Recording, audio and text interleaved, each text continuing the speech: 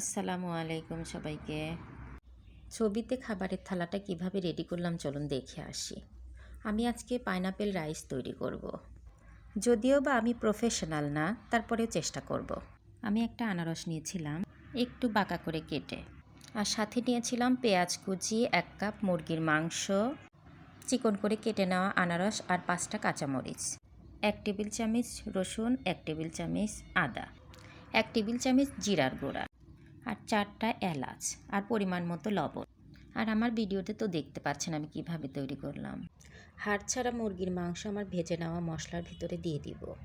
তারপরে দিয়ে দিব আমার কেটে রাখা আনারসগুলো। 5 মিনিট নেড়ে চেড়ে সুন্দর করে রান্না করব। তারপরে দিয়ে দেব আমার কেটে রাখা কাঁচামরিচ। আর বলে রাখি আমি এখানে সয়াবিন তেল ব্যবহার করেছি।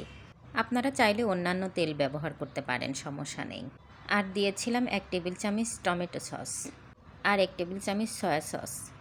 আমার মাংস আর আনারসটা ভাজা হয়ে গেলে একটা পাত্রে ঢেলে রাখব। আর 2টা মুরগির লেগ পিস আমার বেঁচে যাওয়া মশলা দিয়ে সুন্দর করে মাখিয়ে ফ্রাই প্যানে ভেজে নেব। আপনারা চাইলে আরও বেশি মাংস ব্যবহার করতে পারেন, আপনাদের ইচ্ছে মতো।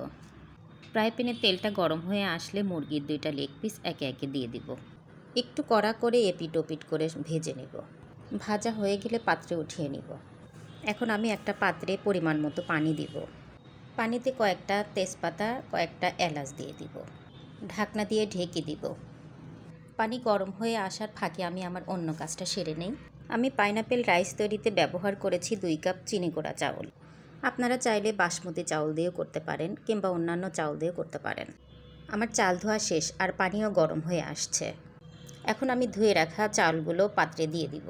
চালটা দেওয়া শেষ হলে একটু হালকা করে নেড়ে দিব। চালটা ফুটে গেলে পাত্রটা নামিয়ে নেব।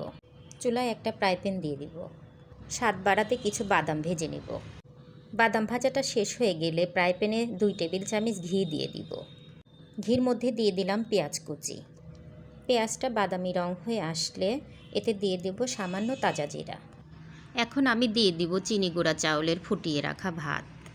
হালকা একটু নেড়ে চেড়ে এখন দিয়ে দিব ভেজে রাখা মাংস আর আনারসের মিক্সড। স্বাদ মতো লবণ দেব। সব কিছু একসাথে দিয়ে ভালোভাবে মেশাবো। ভেজে রাখা বাদাম দিয়ে দিব। আমার পাইনাপেল রাইস রান্না করা শেষ। আজকে এ পর্যন্তই। আমার অন্য ভিডিওতে আবার কথা হবে। আপনারা সবাই ভালো থাকবেন। আল্লাহ হাফেজ।